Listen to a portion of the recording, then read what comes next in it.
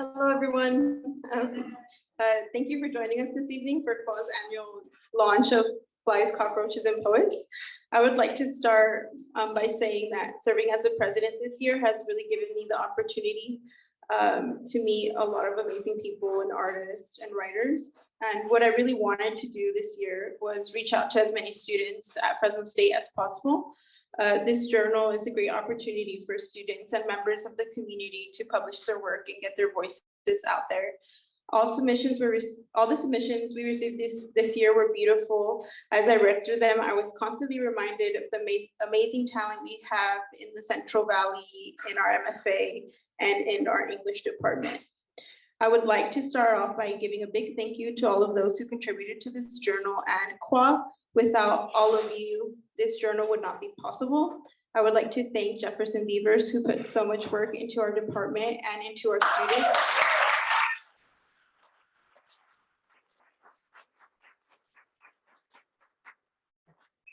I would also like to thank Lisa Galvez. I would also like to say a big thank you to CWAA's advisor, Dr. Renee Rodriguez-Astacio.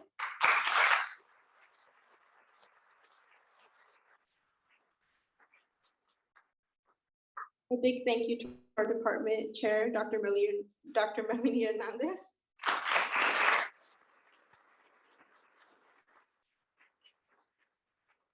And thank you to the Dean of the College of Arts and Humanities, Dr. Nora Chapman.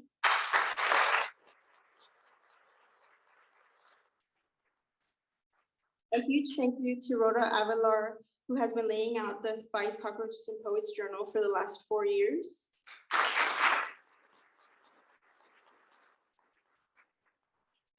Thank you to my VP Juan, to my treasurer Christina Sandoval.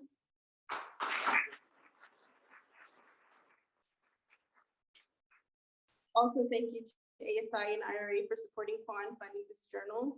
And thank you to all the members of CWAA who have helped me in any way this year.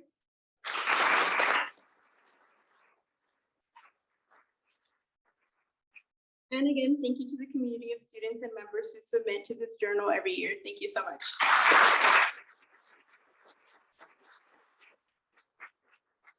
Maybe we're standing. We have like 2 chairs here. There's 3 or 4 over here. There's 1 here. If you want to slip in, now's a good time. Now's a good time. Go ahead, I'm sorry.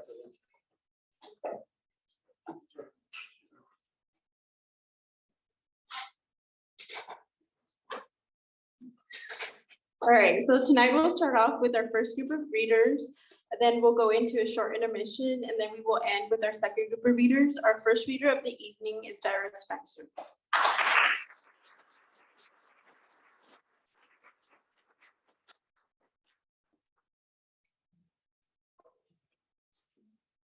Yes. Good evening, everyone.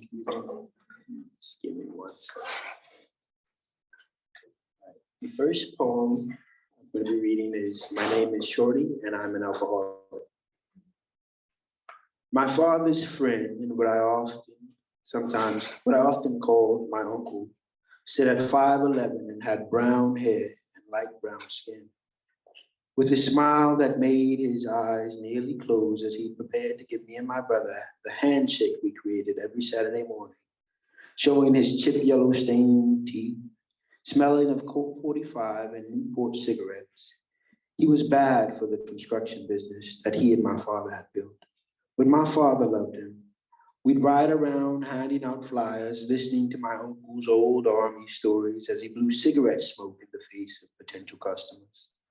When the flyer promotions were over, it seemed that he'd die. With a Colt 45 or a natty ice in his hand, he'd slip into drunkenness. And this was the 4th time I'd seen him die. He'd drink into a seizure and twitch upright in his chair, sometimes grabbing his Newports, right after, and smoking regardless of how bad he bit his tongue. Then he'd die again next week.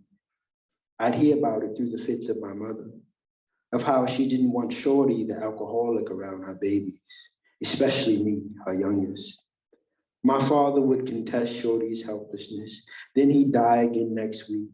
This time he died in the basement right next to my bed. I held a Hess truck in his hand. He held a Hess truck in his hand. I was his nephew. and I loved him. I'd wake up to his fingertips covered in thick blood. He lay there next to a gift wrapper in the bowl. His head was split from the concrete basement floor, only covered by a thin piece of carpet. I ran upstairs, seeing a pack of Newports and a Coke 45 sitting on the dining room table.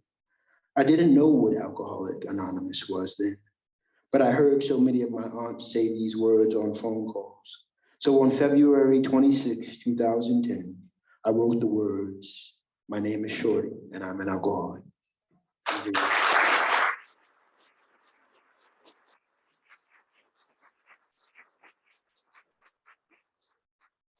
All right, just a quick backstory, very brief. If you guys went to Fresno City, there's a professor by the name of Professor Chicanx. And one time he invited me out to his poetry. He was talking about Cholo love and whatnot. And I didn't necessarily know what that was. So, but I wrote this poem inspired by him. It's not necessarily about Cholo love, but it's an interpretation. Here's to the man with his hands up, yelling, please. A bullet ripped through and burnt a hole just above his eye. Toast, his will be done. To the fatherless boy who pisses on the lid of the toilet, hold it still, mijo. His father's bullet hasn't yet been removed. And yes, to his abuela, toast. His mother must work long nights, only kissing his face twice a day. Her puckered lips pressed firmly upon his head. Toast to widowed mothers. To hell with gangbangers. Thank you.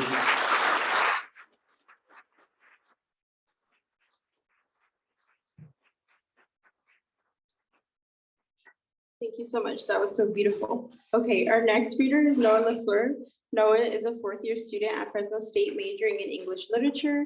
He enjoys writing creatively and has finished a few short stories, a poem, and has begun writing a novel. His stories focus on themes that present themselves so often as to categorize them as universal, such as family struggles or the span of time, and the cognitive incongruity that inherently accompanies it. He enjoys embellishing imagery and the thematic ties that devices can carry. In the future, he hopes to become a published author that continues to write as a side venture. Please help me welcome Noah.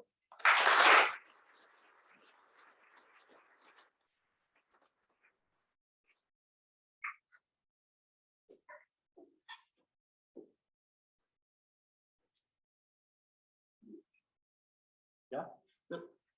All right, hello, everyone. So I'll just keep mine pretty short here. I'm just gonna take an excerpt from a short story that I wrote a while ago. So as quickly as we left, we were arriving at the top of Bonsai. My father gave us little advice and instead opted to go about the rapid as he saw fit, depending on his current mood. There was a route that would almost guarantee safe passage, but required serious effort from the paddlers. My father was a steerer.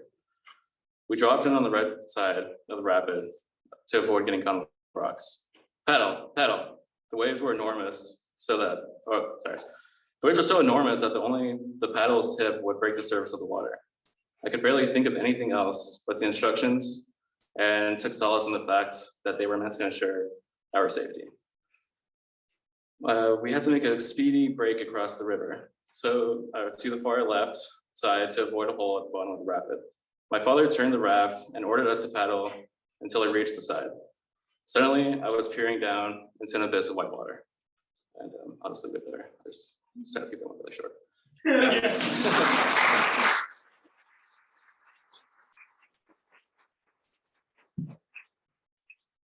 Thank you, Noah. Our next reader is Faith McKesson. Faith McKesson is a 21-year-old poet and writer. She's a Fresno native and will be graduating from state next week with a degree in English literature. Faith has interests in poetry, short stories, and children's literature, with plans to pursue writing post-graduation and publish more of her work. Please help me welcome Faith.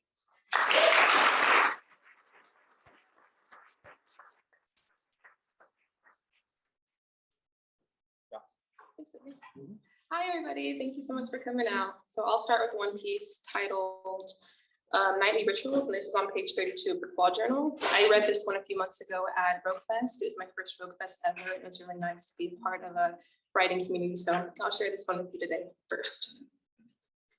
whispering softly under the table, awaiting the invasion of our mother, shooing us into a once warm bath, now still, now sitting calm and flat. The echoes of innocence rings down the halls as we escape her attempts to tickle us towards the white porcelain tub. We've ran into new, faster, hairier problems as the patter of brown feet summons the dogs to awaken from their kibble-induced slumber. Like horses on a track, racing through exhaustion to the finish line, my sister and I charge down the hardwood floors to escape our pet's desire to taste the saltiness of our bare feet and legs after a day's worth of outdoor activities. My sister and I round the corner like raging bulls and remove any remaining clothing we had on and plunge into the bathtub. Water rises like an amateur tsunami to cover the gray tile floor and the eggshell walls of the once still bathroom. We sink into whatever is left of the bubbles, immediately releasing ourselves to rest as we wash the sticky summer day away together.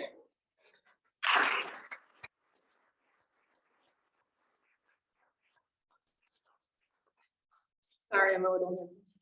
So this is my second poem. Again, this is on 31 of the journal, and this is summertime. I just wrote this thinking about the transition from the cooler weather to the warm weather that we're now experiencing. Summertime greets me with no soft hellos or shy advances. It radiates hot air on my skin and forcibly pulls my hair behind my ears. Summertime gives permission to the mosquitoes and their insatiable appetites for my warm blood, sweetened by stevia lemonade and ice cream bars. Summertime sheds my layers and my arms, feet, legs, and stomach are exposed to its inviting simmer, making me accept these lost parts of myself. The fiery season browns my skin and releases my freckles from the pits of my nose and cheeks, my beauty being revealed to me once again.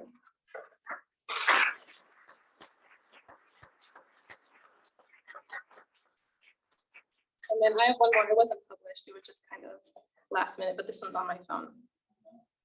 I trace the shape of your face with my eyes, painfully keeping myself from reaching my fingers out in fear that I'll wake you up. Boys are so sweet when they sleep. It's probably because they aren't talking when they snore. I wish you were talking now, talking to me instead of dreaming.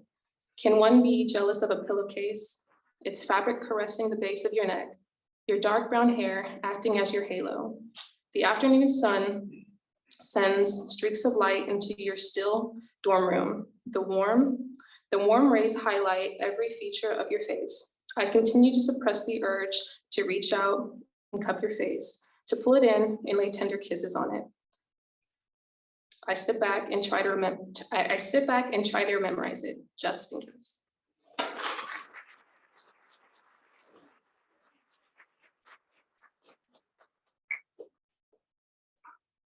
Thank you, Faith. Our next reader is Daniel Anthony Avila III. Daniel Anthony III is a local writer and poet, born and raised here in Fresno, California, currently pursuing a degree in English. Daniel one day hopes to become a professor as well as a published author. Daniel often draws inspiration from his experience with living in Fresno, growing up with a mentally disabled brother, and the blending and clashing of Chicano and American culture. Daniel hopes that his writings give voice to the voiceless and inspires others to read and write. Please help me welcome Daniel.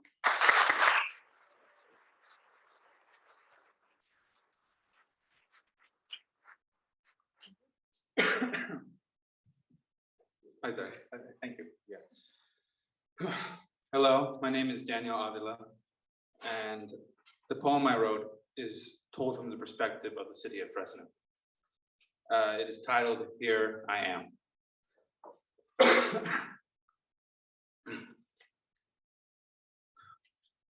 I am not sorry for the lack of white sandy beaches and comfortable summers. I will not apologize for my reputation without fame. I am not for the faint that will wilt in the sun, or for the lazy admirers of conventional beauty and adventure. Not those lethargic malcontents who wish that entertainment roll in like the tide. I am for those that search, that ride on word of mouth. My beauty is to be found in horizons washed by rain, in blossoms and smiles and seasons. My voice rings out and throughout from subwoofers, bandas, and barbecues. My soul, oh my soul, that lives in every last one of us. I am the sweat of the working man's brow. I am the seed within the soil. I am the stench of an animal. I am the commotion of schools and markets. I am trucks and tricked out cars. I am mothers, strong and fierce. I am a friendly stranger. I am graffiti. I am strange and unruly. I am the meth in the veins, the smoke in the air, the booze in the bottle. I am the cardboard sign, the street corner memorial. I am the winding roads of suburbia, the littered streets of the ghetto. I am honest people just trying to get by. I am the hope that one day our time will come, the wish for things to get better. No longer will I be ignored, ridiculed by you ugly giant divas. I rebuke your vanity. You will find me shaded by a tree in a grassy field, feasting on persimmons. So sweet. Thank you.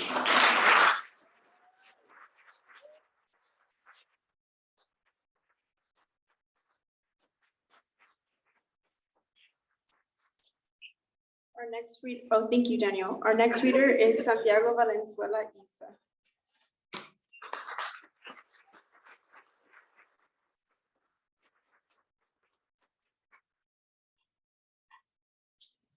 Hello, everyone. I'm a bit nervous, so bear with me. This first poem is titled Happily Fatherless. I wrote it for my grandfather, who this morning got eye surgery. So as my mom is over there recording me, I know he's gonna see this. I hope you feel better soon, abuelazo.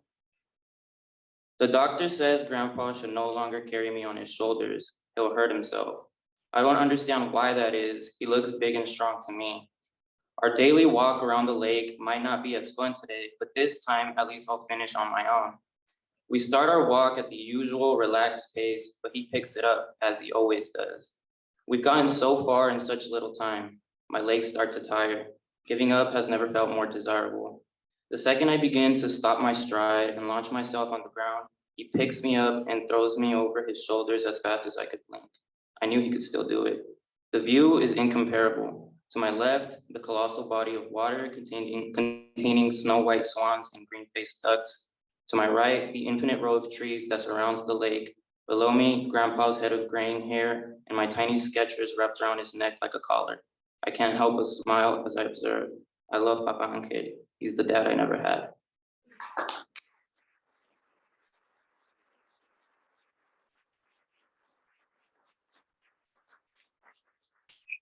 The second poem is titled English Language Development. It's on page 29 if you guys want to read along.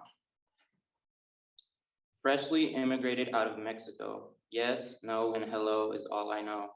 Learning English through SpongeBob episodes or songs that I sing along to on the radio. I don't understand a thing, but I sloppily try to sing every word to Billie Jean. Smiling, laughing, nodding my head in class as if I know what the teacher means when she asks a question.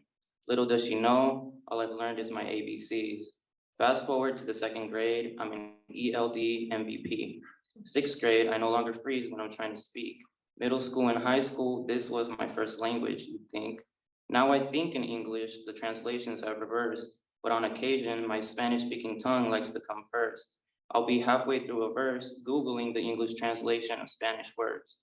Despite my preference for my second language, it also loves to bother through mispronunciations, hesitations, or a stutter. Neither of the two come to me as smooth as butter, but they allow me to flip through a Spanish written book's gutter and write poetry in English that I'll later sputter to my mother. I'm now in the process of perfecting these two simultaneously. Its difficulty is on par with turning doorknobs when my hands are greasy, or preventing a new pair of sneakers from getting creasy, or even trying to get a date with cheesy pickup lines while acting sleazy. Thank you.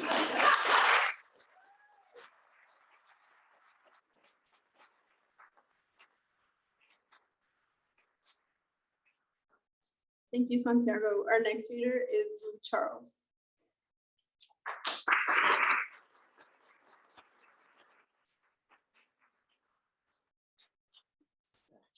Hello, everyone. This poem is called American Affairs, Apples and Aftermaths. I didn't get enough sun. enough pay, enough sleep. The remnants of a beautiful and loved planet now cling to what little remains, like the homeless woman who used to be a renowned ballerina, the junkie who once taught Sunday school, the dictator whose mother abandoned them as a child, and us humans dance, smoke, and dream. And minute by minute, liquid metals pour, ooze, and harden into nightmarish destruction. Rifles, bombs, handguns, and knives. And unlike the beginning of human life, you hear babies, rapes, and murders in the hot summer nights. The bellow of cats and heats, melting freeways and jammed up byways, empty apartment buildings and streets and alleys that are full. The secrecy of motel meetups, a new man every night. So you heard I sold my body along with my mind and soul. But everyone has a price in this age and time. Who cares if his wife ate my apple pie? Who cares if I got lost in the whole dark act of sleeping with a man who was married? It's easier to give into the pleasure, your sadness and habits. Who cares if he still loved her, just wanted my body or to have a good time? Bad little world, twisted, tangible, and sweet. And we dance and drink and we laugh and smoke. Maybe I didn't get enough love, enough time, enough guidance in my youth. My mother's memories of a perfect world and a perfect family, gone, finished off like another bottle of vodka. And the world now, it's sick, shattered, and rigid and cold. Your baby boy, now a poet and a strong woman that you downgrade to a painted whore. And we watch the world burn. The bombs fall, the inflation rise, the ocean become toxic like the shores of the fading Salton Sea. Children in cages at the border sprayed with disinfectants, never to see their parents again. Everyone's eyes glued to the scrying mirror in their living room. The infotainment satire have become more real than our outside world. America, America, goodbye to Camelot. We're alone, awake, high, spun, sober, jealous, crazed. We're hollow, sinful, and delicious, an endless night. So take it from my filled up lips. Nothing is real anymore. Your political landscape, that food on your table, that news on YouTube or on TV, the faithful husband and a happy wife, a celebration of freedom, the debts that can be paid, the American dream, assembly line after assembly line, promise after promise, another day, pop pill, work, eat, piss, shit, drink, eat, pop pill, sleep, repeat, repeat, repeat. On a world with so little love, on this clock with hours and hours to go, can you really blame me for losing it? It's become easier to hit the bottle or to call up the candy man, to throw a punch or a blow to the head. And another night goes by, another drink is finished, the world's agony, all of our false identities. You can see it all on the grocer's face. So maybe I am all these wicked, nasty things, but maybe you are too, under your mask or whatever favors you. The doctors recommended sunlight, but I recommend free will and speaking your truth. Thank you.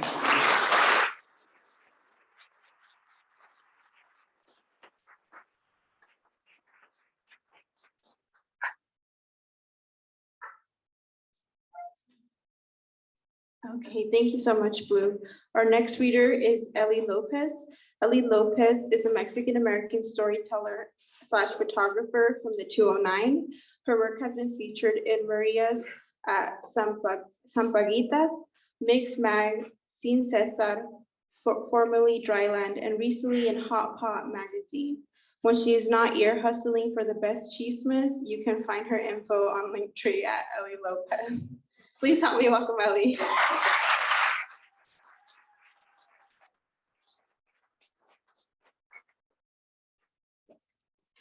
For real, I love cheeseman, and I have so many cheesemen. I have two pieces to share with you guys today, but first and foremost, I'd like to dedicate this performance to my best friend, Yvonne Vallejo, who told me to submit to this amazing magazine. with all you amazing poets and writers and creators. So I'm very honored to be here. So the first one's called Ode to the Loud Homegirls. This is for Erika Villarreal.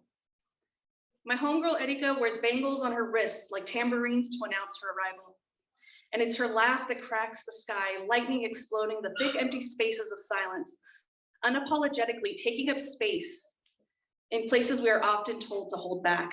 She sits across from me, and it's a theatrical event of retelling stories, with waves of her hands, orchestrating her thoughts and emotions, paying no attention to the tables around us and the bland, pale faces that sit and stare.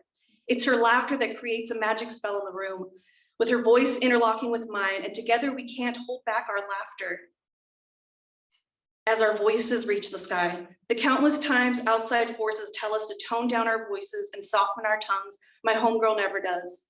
Erika cuts stars in the skies with each word she releases until the whole world has no choice but to listen. I envy the carefree joy as it cracks in her voice, a voice that pays no mind to the exasperated looks of the people around us, people who can't take sounds of joy that are not their own, who wiggle their face in caras de asco. In this restaurant, we are in a world all our own, full of laughter, magic, and we mimic voices that crack the skies in two. And with a wave of Erika's wrist, her bangles make music that take away the negative entities around us. To seal the spell, Erika leans her head back with a smile full of light and laughs until the whole room can't help but be bewitched by her too.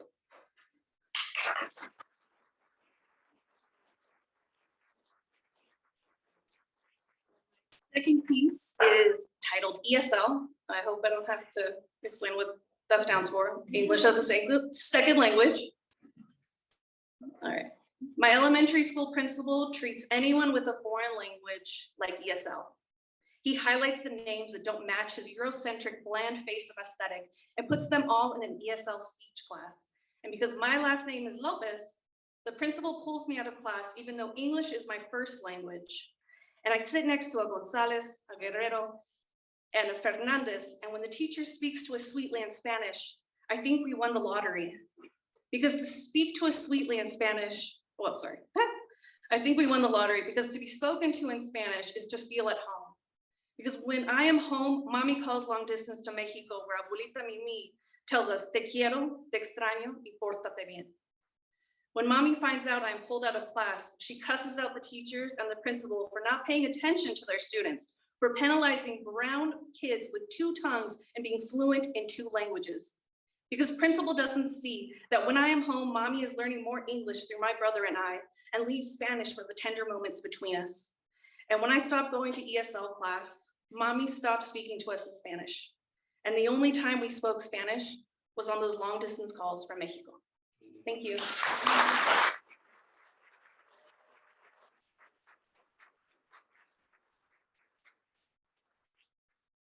Our next reader is Michael Jasso.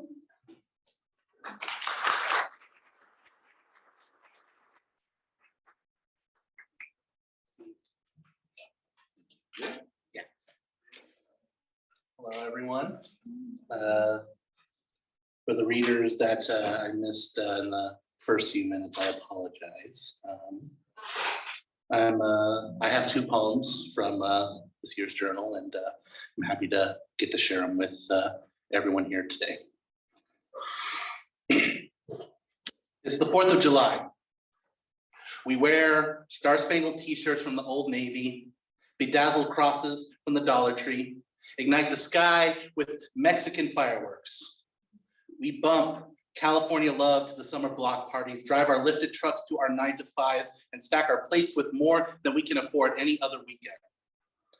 This is a home. It is a long drive past the walnut orchards, a desert hiding within the Garden of Eden. Our son doesn't take too kindly to strangers. Upon entry, she may be your judge, your jury. In the summertime, your executioner. It's a vibe. Check it. We recite the Lord's Prayer in the morning, and we have the station tuned into E40 by happy hour. We may be country, backwater, but here in the Central Valley, we've learned that the hustle is a universal language that speaks in different dialects. Let me tell you about how I know a guy who can fix your car, be your weed plug, and drives DoorDash for tax reasons. We were taught to grind because our town doesn't let its people thrive. Let me show you how, even in the desert, you can find crabs in a barrel. How we can turn apathy into a natural resource, into our national pastime, our family tradition, teach you how much here in this valley we become so full of sunburn and venom, swallowing our own medicine and enjoying it. In the valley, we consume smog. A deep breath in and exhale a far worse toxin. We wake up choosing violence as our Monday motivation, like the sun in our eyes, a thorn in our ass. The only end this town offers you will be your own skeleton. Bleached out from the heat, at least in our town, we will offer you a cleaned corpse. It is now July 5th. We wake up still hungover, wearing our Old Navy flag shirts, eat cold hot dogs from last night for breakfast. We take cold showers as our first baptism of the day. Rinse, recycle, repeat. The decorations get stored away for next year. Maybe tradition has become our way of saying how afraid we have become of change, how we metamorph that fear into our anger management courses. Maybe it's just ironic that we are all just short fuses playing with fireworks. Again, this is a home. We may be getting blisters from our weather forecast, but at least we keep the AC running. At least we still have a game to watch after Bible study brunch. At least we have a back road from the bar to get us home safe. Our roots run deep in a town that lives and dies by the dirt. The hustle has learned to speak in tongues. Between what we pull from the harvest, we shall return as bodies for the soil. How else do you imagine we became the raisin capital of the world? Our children learn how to carry that chip on their shoulder proudly, practicing their escape route through scholarships, learning that once summer is over, the harvesters come for them, learning how to give themselves permission to break ground, to uproot, leave, deep breath in, lungs full of smoke, breathe fire on our crops, plant our bleached bones again with the ashes, and grow again.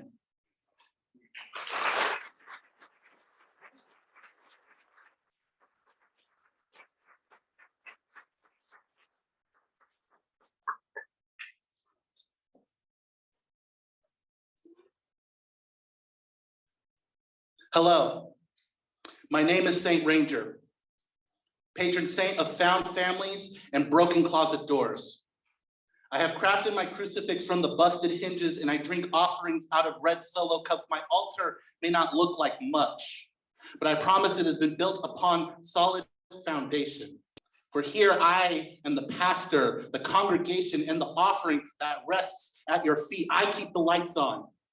Any hymnal sung in my name will be crafted by the beat of its own drum. Hello, my name is Saint Ranger, patron saint of feeling like a squatter in your own home. You have the keys, they feel heavy in your own hands. The pictures on your walls pass judgment as you pass through their halls. Hear my prayer. Let my words reach you to tell you that you are not alone. I too know what it feels like to be alone, to watch the world pass you by, wearing rose-tinted glasses. They do not realize the thorns you have been left to grasp, the sacrifices you have been made to be seen, to be acknowledged, to be loved, to be seen anything like a human. It has made me become a better martyr, learning from our pain. Hello, my name is Saint Ranger, patron saint of the sons and daughters who have had to find new families, who have become the lost boys, who form tribes out of the fragments of their broken homes, who craft rosaries out of the wreckage, who cast spells in my name, who put their trust in themselves when everyone else betrayed them. These are my children now. My huddled masses yearning to breathe free, for the children who have felt they've had to grow up too fast, who have been afraid of being true to yourself. Find peace within my family. The more you share with me, I promise, the less of a stranger I will become. Hello, my name is Stranger, patron saint of the sparks kept in your pockets that you, yes, you pluck from the sky, plant them into your palm, rename them into a New Testament, swallow them as embers, give birth to supernovas, star-crossed pilgrims. How serendipitous that you have found my congregation, engulf the flames, Resurrect as the patron saint of the fires inside you, holding on for dear life. Keep burning, shine bright, share your glow. You have cast your safety nets. You are safe. You are welcome. You are home. Turn your home into an open gallery into protest into a revival where you ascend into your own God and believe in yourself as intensely as I believe in you now. Thank you all so much.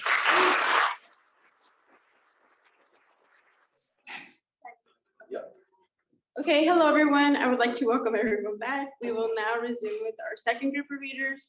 To start off, we have Michael Cantú.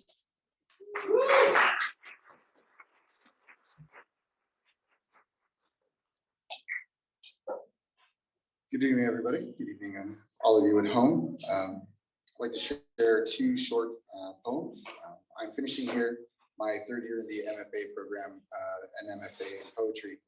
Thank you all for coming tonight. Page 86 in the book, if you have it. The first poem is 36 Degrees at Sunrise. In the field today, men shoulder aluminum ladders and shears. They start on the south end.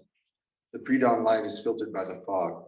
With a quick prayer for the fog to burn off, you light a small fire to heat your breakfast. A small fire in your cast iron stove, just enough to keep the children warm. Abuela watches them again. It takes 2 paychecks to pay the rent.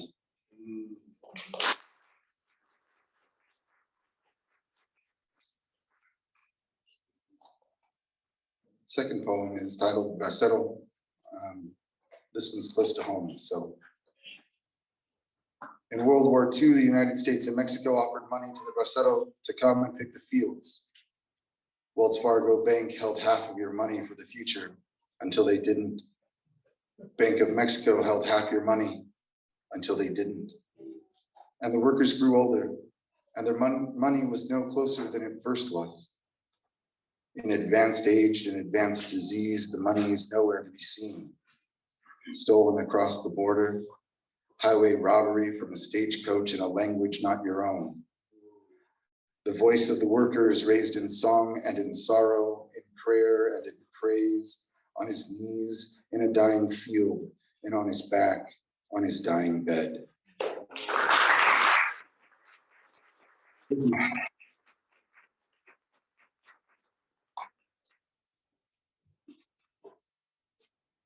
Thank you, Michael. Our next reader is Alberto Saldaña Uribe. Alberto Saldaña Uribe is a second-year MFA student with an emphasis in poetry at Fresno State, where he serves as the current senior poetry editor for the Normal School. He has also served as an editorial assistant for the Philip Levine Prize for Poetry. Find him on Instagram at Titos98.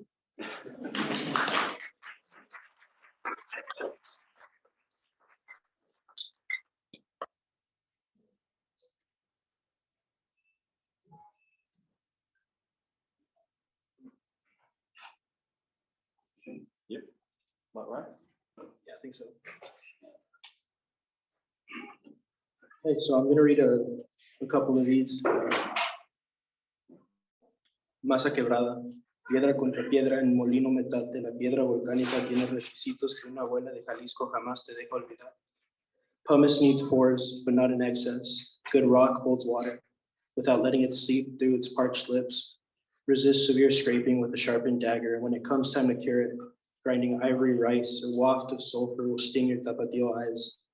All of this and more, a grandmother recites when you turn 8, breaking down the grinding stones of a molino for the first time, soaking in water, rinsing in vinegar. When it comes time to rebuild, a smile with teeth no longer her own will remind you not to overly tighten the stones. For tamales, we need masa quebradita, not a silken paste. Eventually, a grandmother will no longer stand over your shoulder, but as stone grinds into stone, you'll swear you can still hear her voice. Thank you.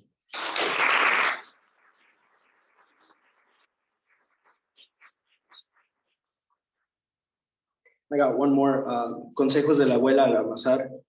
This one's all in Spanish, so sorry about that.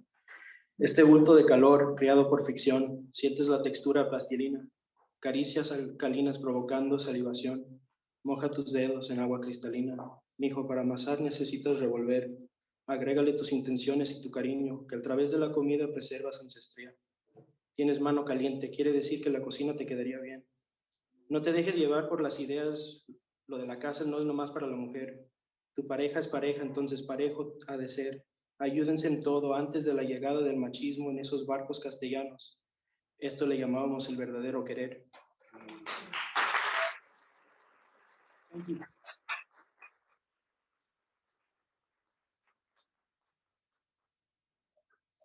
Thank you, Alberto. Our next reader is Brenda Quezada. Brenda Quezada is a queer Mexican indigenous writer and poet based in the Central Valley of California. As an undergraduate at Fresno State University, her field lies in American Indian Studies with an emphasis on her applied knowledge of race, women, gender, and sexuality studies. Her academic work is rooted in her passion of queer theory, feminism, topics of gender and ethnicity, as she embodies decolonial interrogations of systems of oppression through her intersectional resistance. Brenda's poetry and spoken word expresses her joy in the liberation of autonomy with her self-reflective nature, as she believes writing is a healing tool passed down by her ancestors' persistence. Brenda enjoys punk rock, drag, spending time with her 3 dogs in nature, and writing poems under the moon. She aspires to get a master's degree in creative nonfiction writing and publish books of poetry and memoir.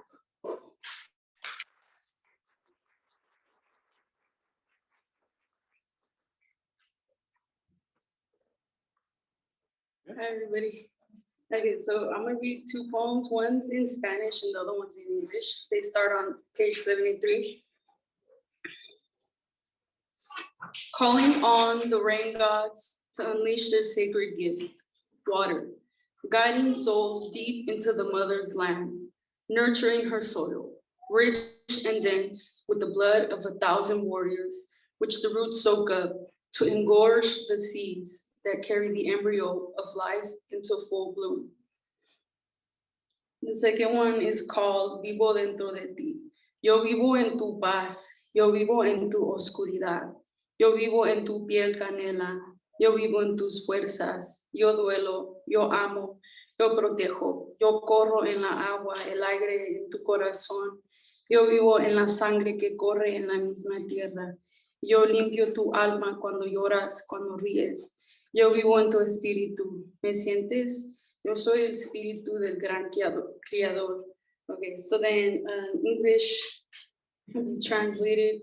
I live within you. I live in your peace. I live in your darkness.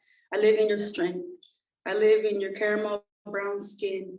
I hurt, I love, I protect. I live in the water, the air. I live in the blood that runs through the same land in your heart. I cleanse your soul when you cry, when you laugh. I live in your spirit. Do you feel me? I am the great creator. Thank you.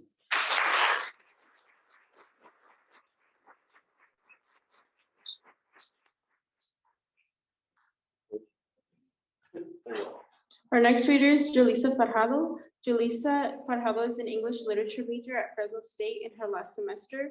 In her free time, she loves to hang out with friends, listen to music, and also dabbles in writing free verse poetry as a form of therapy. After graduation, she plans on continuing her journey to become a high school English teacher by entering the teaching credential program at CSU Bakersfield. Her inspiration to become a teacher comes from her mother, Blanca Fajardo, who was a 2nd grade teacher. One day she hopes to become a great teacher, just like her mother.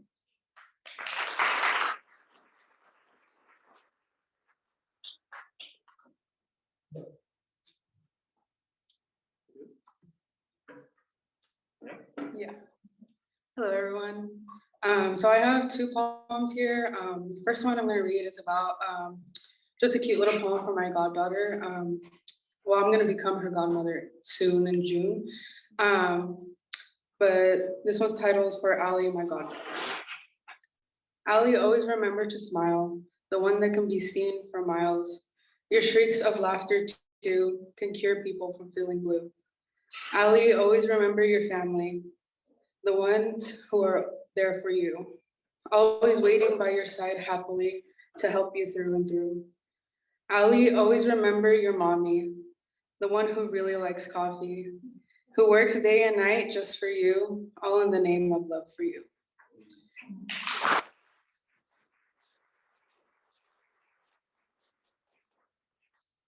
So this next one is a little bit kind of more closer to me personally. It's just called Beer Bottles.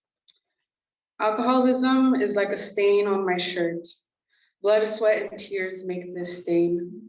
And no matter what I do, it will not revert. So with me, the stain shall stay. Empty beer bottles sit silently in a row, becoming decorations in my family home. This can be seen in the homes of others, where my community shares this burden with one another.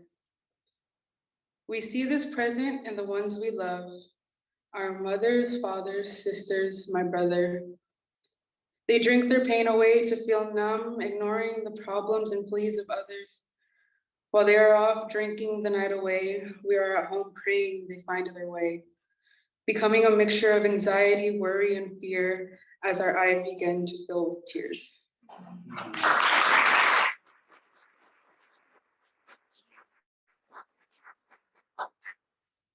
This last one didn't get published, but I just really like it personally. It's just titled, Who Am I? Mi nombre es Julissa Fajardo, or Julissa Esther Fajardo. What I mean by this is that I don't quite fit the standards. To some, I am whitewashed. Soy un gringa, un güera, caught between being and not being. No one bats an eye when they see me in passing, pero si hablo así, todos me miran. You see, my appearance is confusing. I am pale with light brown eyes and hair, which leaves many wondering, what is she? I tell them I am Mexican, but the voice inside me says, am I? Because this tongue can roll its R's and say its A's, but sometimes forgets how to say words in Spanish. Esta lengua sabe la sabor de arroz, frijoles, y pozole, but also loves fried rice, Korean barbecue, and ramen. These hands can tenderly make you homemade tamales, while also being able to make you sopa toscana soup. I spent my childhood watching SpongeBob and Patrick, as well as watching El Chavo y Kiko, two pairs of troublemaking icons for both Americans and Mexicans. But what makes American? What does an American even look like? For society, it's someone with pale skin, blue eyes, and blonde hair. But I don't really fit that description. Now, what does a Mexican look like? Someone with sun-kissed skin, dark brown eyes, and jet black hair. But I also don't quite fit that description either. I feel lost between the two, and I can't seem to find my way to shore. There's no amount of vapuru or sana colita de ranas that can help fix this heart of mine. So for now, I'm left with my thoughts, and they are constantly asking, who am I?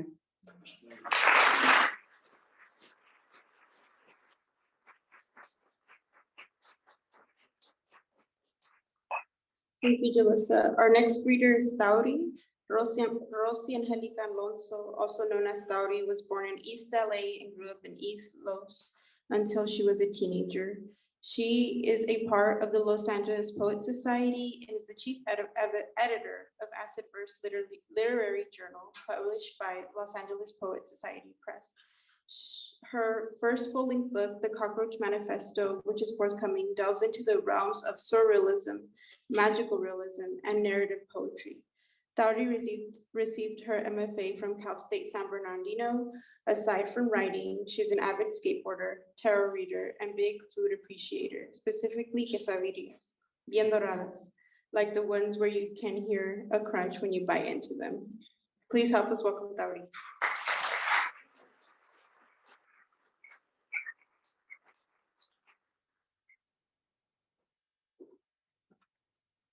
Hi, everyone. I'm really honored to be in a journal with the title of Cockroaches because they're like one of my favorite animals. And in my poems, they're a metaphor for resilience. So they're a metaphor for migrant workers and working class people, as you will see. And I'm on page 81.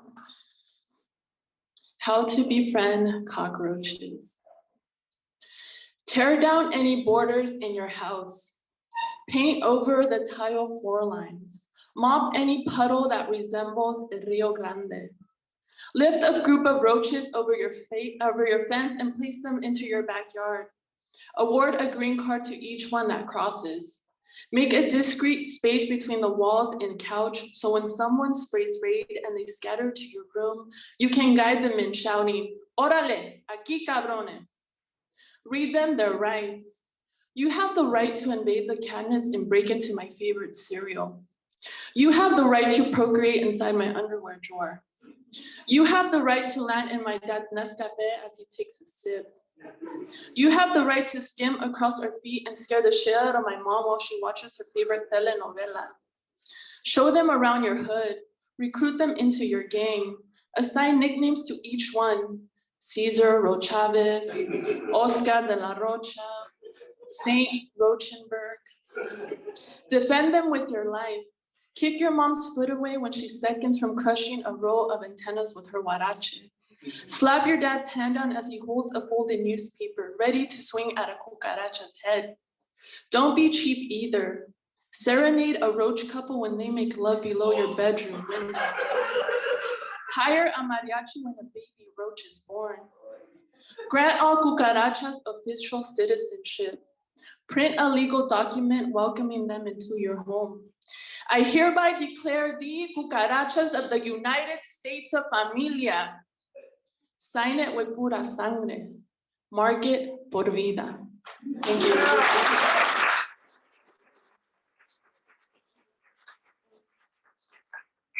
So I'm from East LA, and like the cockroach is like our mascot because they're everywhere. When I grew up, they were all over. Like they were just everywhere.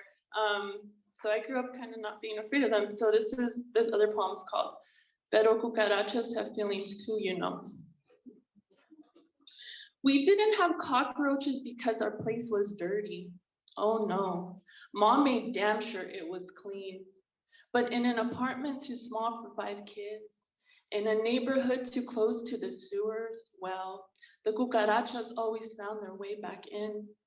When one bolted from the sizzling pans from La Estufa and onto the ceiling, I named it after a superhero.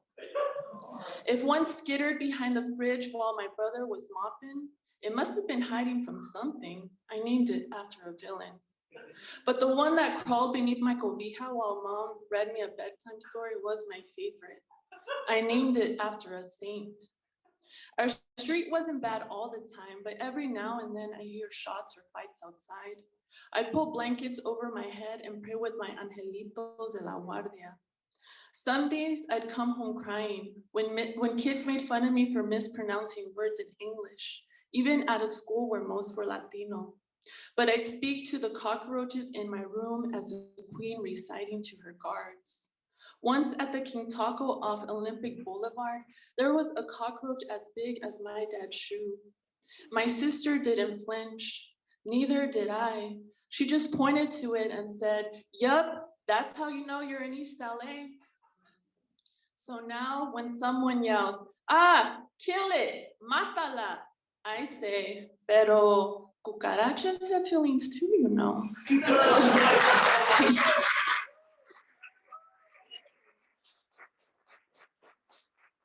This last poem, it's on page 82, and this one, I wrote it for my grandpa, so this is dedicated to my Papa Isaac. It's called El humo de su cigarro es el humo del sol. After his beard caught fire, Abuelo told me lighters aren't made for burning holes in the sky. Fire ants make mounds, he said. The sun is a switchblade carving into bone. A rope held his guitar at bus stops in Jalisco. The soles of his sandals marked an atlas for every place he hitchhiked to look for work. Every place kids caught beetles with their hands. The night I had a fever, I peed in my sheets. I tried scrubbing off the stain before anyone would see, but Abuelo didn't yell. He grabbed it with bare hands, rolled it inside a bucket with vinegar, said, "A blanket wet with piss, mija, es como la chinga de la vida." He had a habit of falling asleep with a lit cigarette. It was his beard he burned first, then his straw hat. Once he almost burnt the tips of his lashes, but I took the cigarette from his fingers, slipped it between my lips, puffing the smoke into a glass jar stuffed with webs of hair. The sun is a switchblade carving into bone, like the switchblade I used to carve his name into wet cement. His skin, a red handprint, a burning glove. Thank you so much.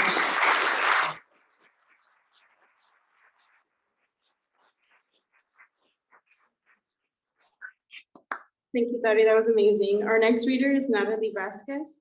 Natalie is a first-generation Chicana student born and raised in the Central Valley.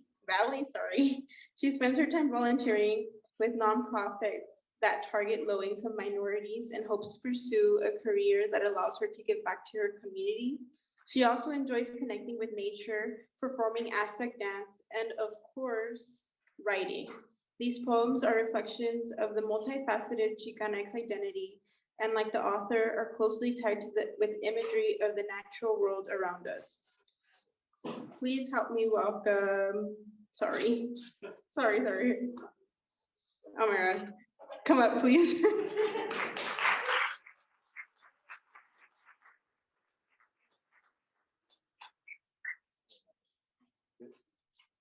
Hi, so my name is Natalie Vasquez, for those of you who didn't hear. I would first most like to acknowledge that we are standing on the Yoka ancestral land, and I'm just so grateful to be here in the Central Valley with you all, and I have 2 poems for you tonight. The first one's going to be on page 39, and it's called Loving Being All. Wind and waves come together in one confused bubble of me. The dirt and the worms call out to my hands to bury myself in their warmth, and so I burrow. But then I hear the poppies and the sparrows singing a song just for me, and so I dance. And the bright curves and fertile shadows and soft sunbeams envelop my senses, and I embrace those petals of ambient color and ripe sweets, and the sprawling roots that reach the fire and the wood, that reaches all the way to the clouds, reaches all the way down to the stones to my belly, and my arms become a nest and a source of protection for so many lives. And when they grow and kill and live and love and die, then I stay put and I protect them all the same. Body worship and nature worships, and bodies worship and nature's worship. And I bow and stand before and above them all, and sensuality becomes a thing of nature. For that which lives within me grows in the worlds around me, and I connect with every part of those worlds. And who are they anyway to tell me what I am not?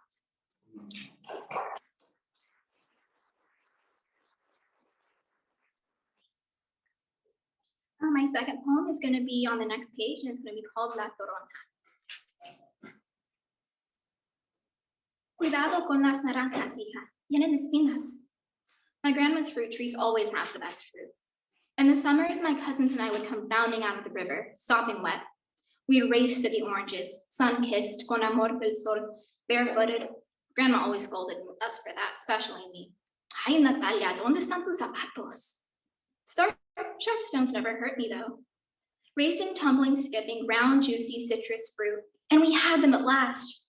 Patches of orange adorned the dusty road, and fragrant bright mist burned our eyes, and pale pits filled the space between our fingernails and skin. But we didn't care. We tore them open and divided the sections amongst ourselves, and consumed together, pulling one fruit into many. And with juice dripping down our chins and wrists, we grinned and ran back to the river, ran back to our sanctuary from the sweet, scorching sunlight, and we never touched the toronjas. Grandma, ¿qué son los toronjas? Toronjas, grapefruits, a hybrid fruit, a cross between pomelos and las naranjas, oranges. Pomelo, the largest citrus fruit, Citrus maxima. Ay, mija, esos no están buenos. Están muy agria. They're sour, you won't like those. I'm Chicana. Yo soy Chicana. My identity is comprised of many sections, slices of an orange de una toronja. Yo soy una toronja, ¿sí? ¿Sí? My identity as a Chicana is torn in half like fruit, then it's torn in half again, then it's torn into so many pieces that I forget who I am. Because America isn't home, but Mexico isn't either, and my halves are killing each other. In the past, los conquistadores trampled upon Mexica corpses, and now the country tramples upon our existence. And what can we do but shout and fight for our right to be? But no one likes toronjas. Mestizos morenos were our low castas in Mexico. Our blood is mixed. We don't know who we are, where we belong. Do we belong? A nadie gustan las toronjas porque they're not sweet oranges, but they're not floral pomelos. But their appeal is appeal and seeds and leaves, and they bloom in the summer. And I tried those toronjas one day, and guess what? I liked them.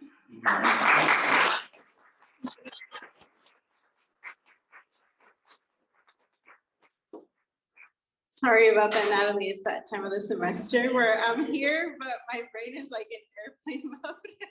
Okay, thank you. Our next reader is Mia de la Cerda. Mia de la Cerda is a second-year graduate student at Fresno State, graduating this semester with an MA in English Literature. Mia is a horror scholar, writer, and poet, focusing her current work on horror media, the adolescent experience as horror, and bringing awareness to issues that affect marginalized communities. After graduation, Mia will be entering the single subject credential program in English here at Fresno State. Help me welcome Mia.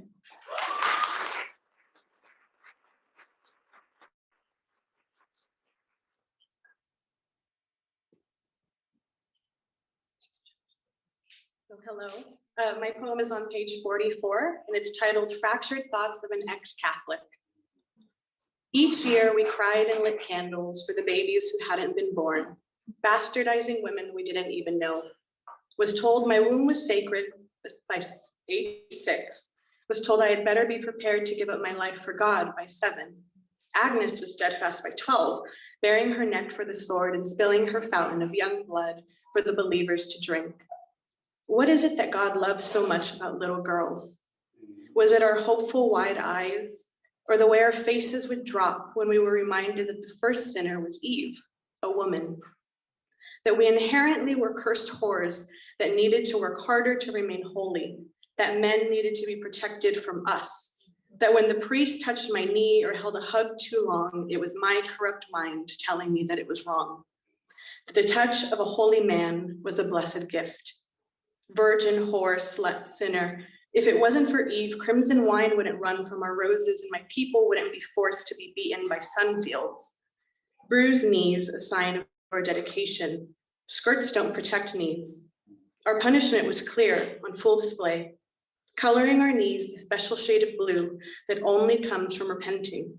The sharp prick of the carpet is extra punishment, a reminder that I deserve to burn for being born, that the lake of fire was created for women and would gladly burn us into ash.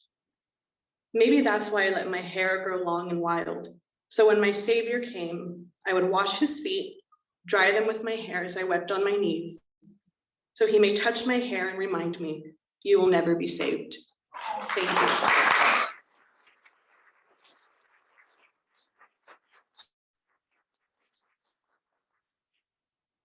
Thank you, Mia. Our next reader is Vincent Landeros.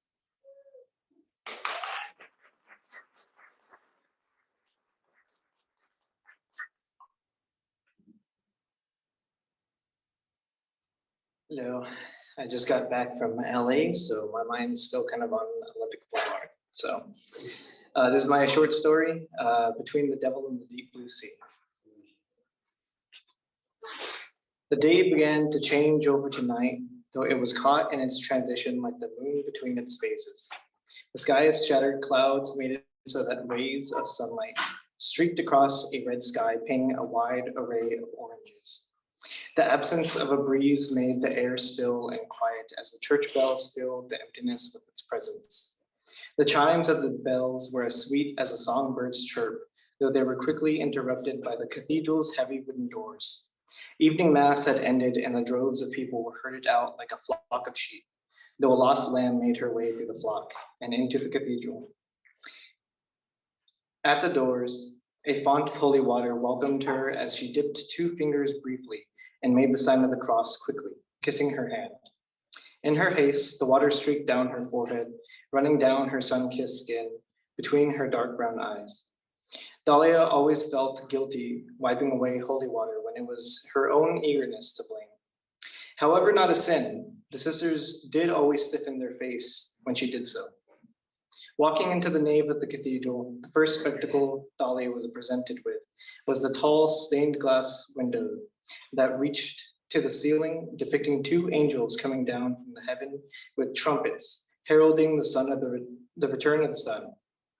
In the center hung a statue of Jesus Christ nailed to the cross.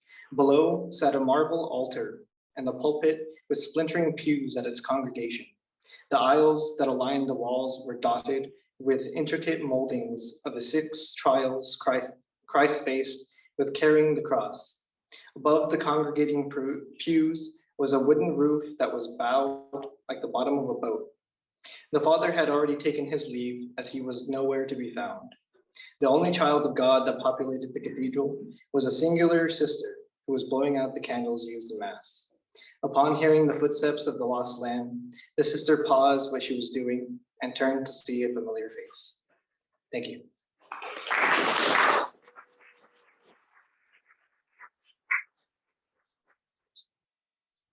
Thank you, Vincent. Our last reader of the night is Emily Peacock. Emily Peacock is a poet and senior at Fresno State University. She currently interns for the Fresno Poets Archive Project and tutors students in the Learning Center.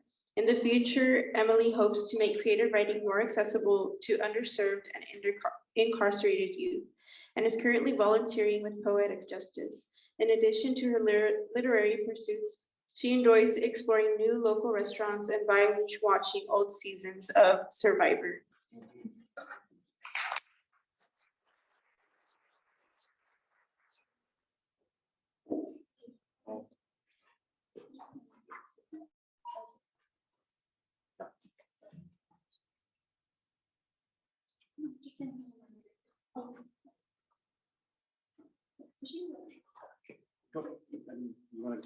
You've introduced Emily. Oh, yeah, yeah.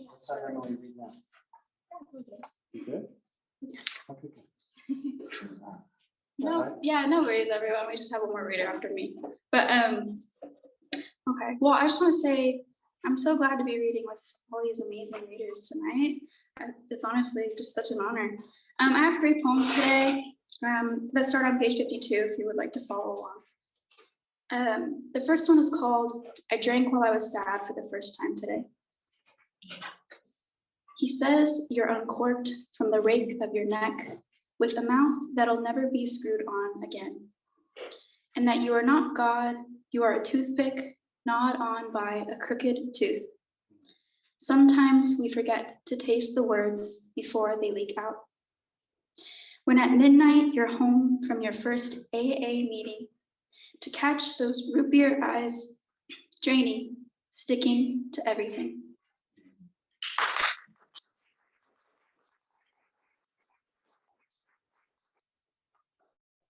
Okay, so I'll just go in order. The next one is called Honeymoon Jive, and I actually wrote this for my grandparents' 60th anniversary. So this is for Michael and Lupe on their 60th anniversary. I forget your birthday, yet I remember your birthstone. Opal, like the gold necklace, glitters with her every gasp. At sideways sweeps, like whether Halloween 2 is one decapitated head short of a symphony. Your knee is a disco ball, and your lungs a weeping wishbone, and you swing your lucky half around the marbled floor at Clayton's wedding. Someone I've never met whispers, they've still got it. I respond, they own it. And I've gathered these words in this body that makes not a third of your memories to tell you that your descendants will know what it means to dance. To the muted blue suede shoes in a hallway, I'd still run all the way, baby on your breast and a toddler on your back, to Vegas on a vacation where they'll always look back.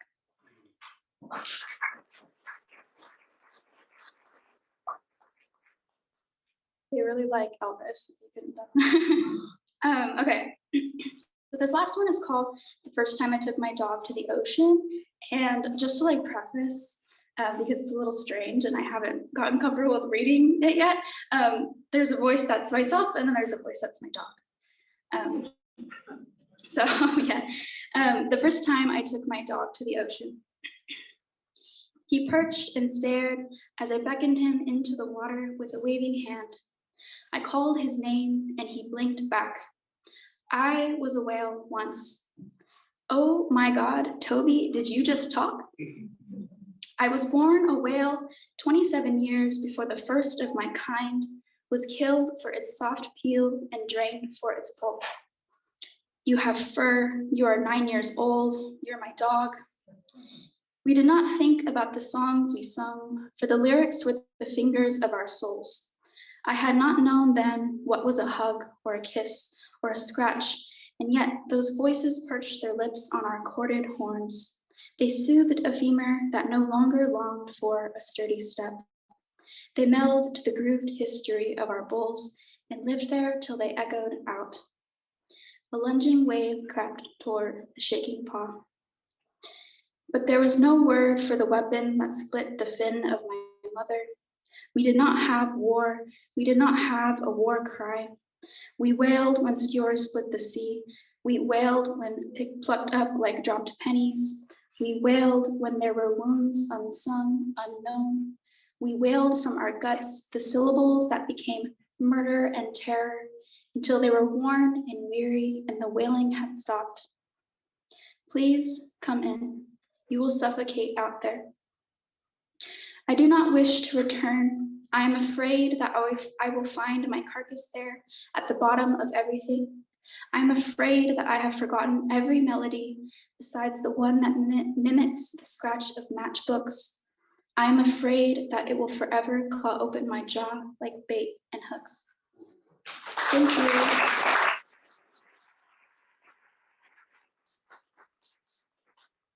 Actually, Emily is not the last reader of the night. Our last reader of the night will be Leslie K. Quintana. Leslie K. Quintana, LKQ, is a local writer from Fresno, California. She is about to finish her third year at Fresno State, majoring in English creative writing. Her writing is centered around themes of nature, love, and the many doubts that follow us as individuals. She hopes her poetry will help others feel connected to the world around them. And Leslie is actually going to be CWAA's VP next year. So let's help me welcome Leslie.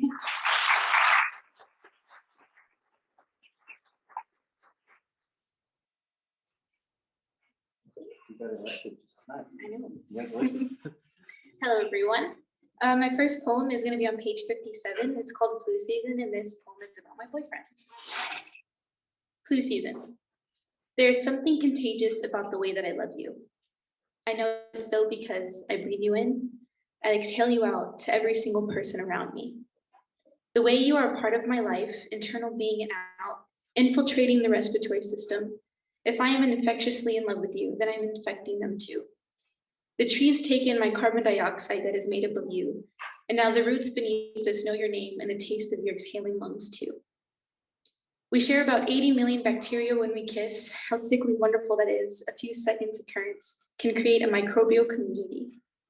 Sometimes I do not want to wash my hands after I touch you, afraid that I'll rid myself of you. I want to be comforted by the immunity of you.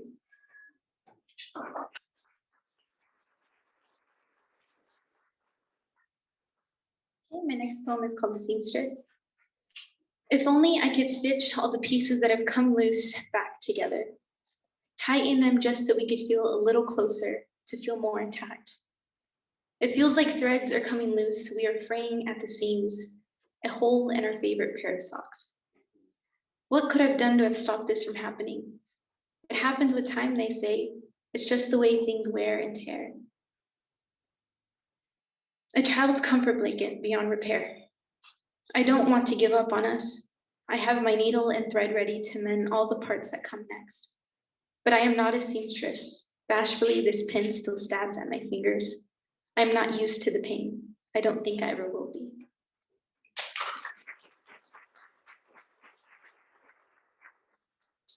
Now, my next poem is kind of about trying to love yourself and compare yourself to the world if you love it so much. Since stars never truly align, we have created constellations just as the ones we may have on our faces. We try to find ourselves in the rivers of hair trailing down our backs. As there are mountains, we have hills and curves that create horizons. How leaves has veins as you and me, but do not shed blood like you and me. You have eyes of lapis and mind of aventurine, trying to see the radiance of our being. Skin like tree bark are as soft as honey, the rarity of a touch reminding you of the earth. With a voice as gentle as a wind, we are still resilient as redwood trees. And abundance of deep growing roots, the devotion built between tangled limbs. When you look up at the stars, may you see how beautiful we are. Thank you.